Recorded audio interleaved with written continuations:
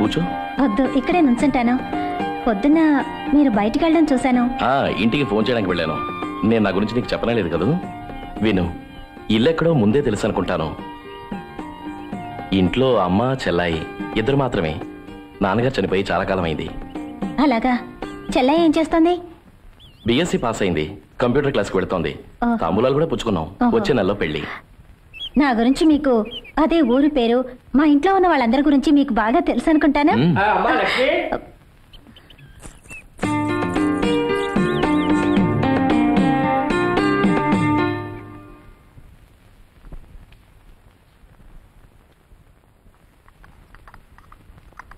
ఏమండి, ఆయనకి ఫోన్ చేసి మాట్లాడారా? అరే, నేను మర్చిపోయానే. ఉండి చేస్తాను.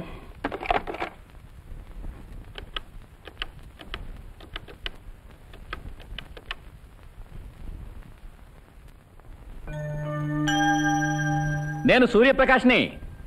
దామోదర్ గారిని పిలవండి. పిలవటానికి వెళ్ళారు. హలో, కులాసాయనా? ఇదిగో పక్కనే ఉంది. కులాసాయే. శ్రీదేవి గారిని అడిగినట్టుగా చెప్పండి. ఇకపోతే ఇక్కడంతా రెడీ. శాస్త్రి గారు చెప్పినట్టు పునఃప్రతిష్ఠ జరిగిన వెంటనే మంచి ముహూర్తానికి పెళ్లి. ఏమంటావ్? సరేనా? ఓకే. మిమ్మల్ని రైల్వే స్టేషన్కి వచ్చి కలుస్తాను. Okay, thank you.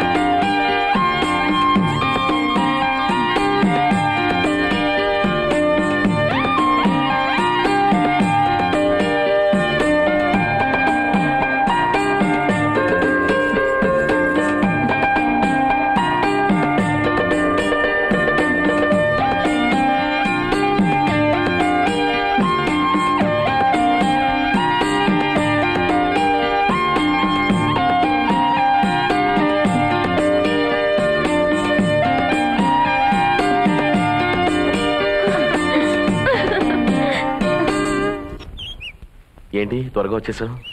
త్వరగా పనైపోయింది, వచ్చేసాను. అందరూ మొండి వాళ్లే. మన దగ్గర బట్టలు అప్పు తీసుకునేటప్పుడున్న సంతోషం డబ్బులు ఇచ్చేటప్పుడు మాత్రం కనిపించదు. ఇప్పుడు డబ్బులు ఇచ్చే అలవాటు ఎవరికీ లేదు కదా. ఒక అతను మాత్రం చెక్ ఇచ్చాడు. ఏం లాభం? బౌన్స్ అయింది. అయితే కేసు పెట్టండి. దానికోసం 10 సంవత్సరాలు ఎదురు చూడాల్సి ఉంటుంది.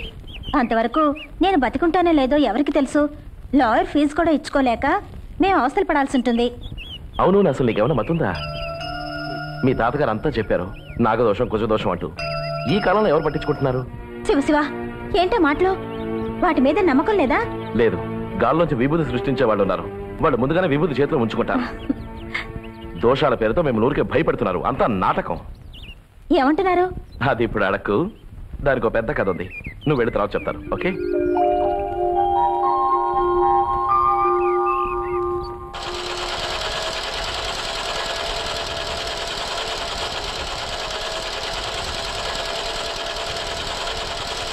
అక్క, ఏమిటి ఈ నాగదోషం కుజదోషం?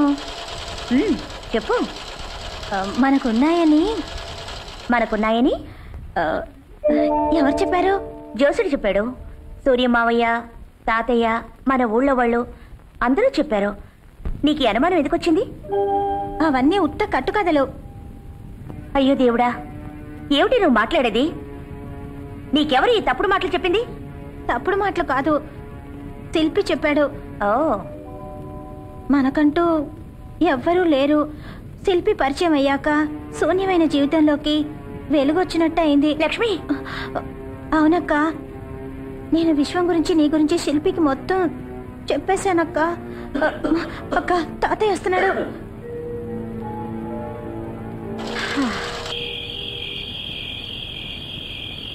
శ్రీలక్ష్మి చేయందుకోవడానికి ఒకరున్నారు, మన శివ శిల్పి. కేవలం మనుషులు సృష్టించిన కుజదోషం నాగదోషాలకు దేవుడిచ్చిన శాపం అంటూ తప్పుదోవ పట్టిస్తున్నారు.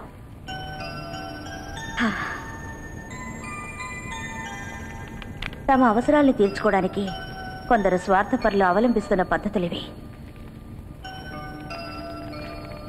ఇది శివ చెప్పిన మాట విశ్వంబావ.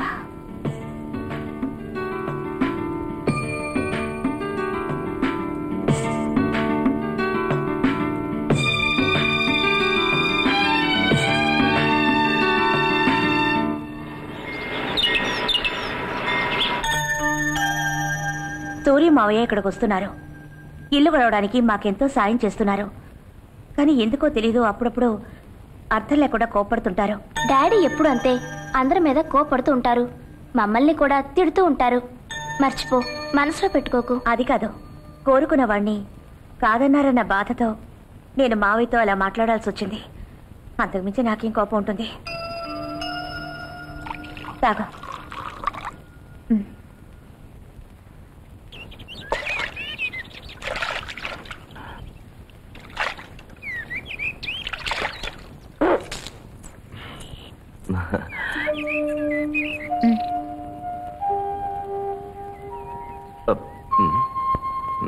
ఏమిటి, పంచదార చాలేదా?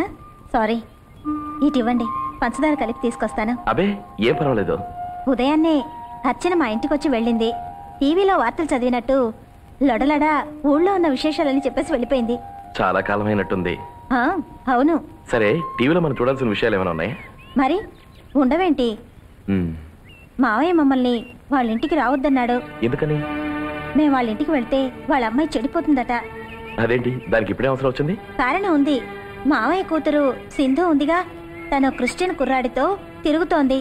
తిరగని, ఈ కాలంలో ఇదో పెద్ద సమస్య. ఏమైనా ఈ విషయంలో నేను వాళ్ళనే సపోర్ట్ చేస్తున్నా. నేనేం చెప్పినా నీకు వేళాకోళమే. ఇంకెప్పుడు ఏమీ చెప్పను.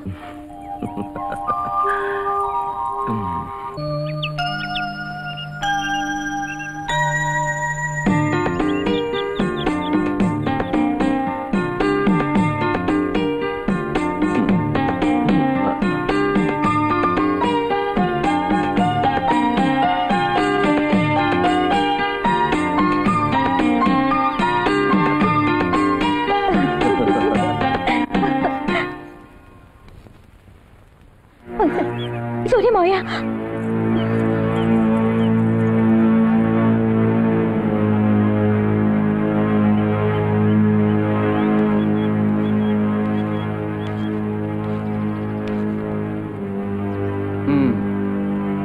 ఇక్కడ జరుగుతున్న వ్యవహారాలన్నీ చూస్తూనే ఉన్నాను. పుణ్యకార్యానికి వచ్చావు కాబట్టి క్షమిస్తున్నాను. పునఃప్రతిష్ఠకి ఇక 5 రోజులే ఉంది. నువ్వు అంతవరకు ఎక్కడ ఉంటావు. ఆ తర్వాత ఈ ఊళ్ళో కనిపించకూడదు. మురుక్కాలువలో ఒక అనాథ శవం తేలేట్టు చేసుకోవద్దు.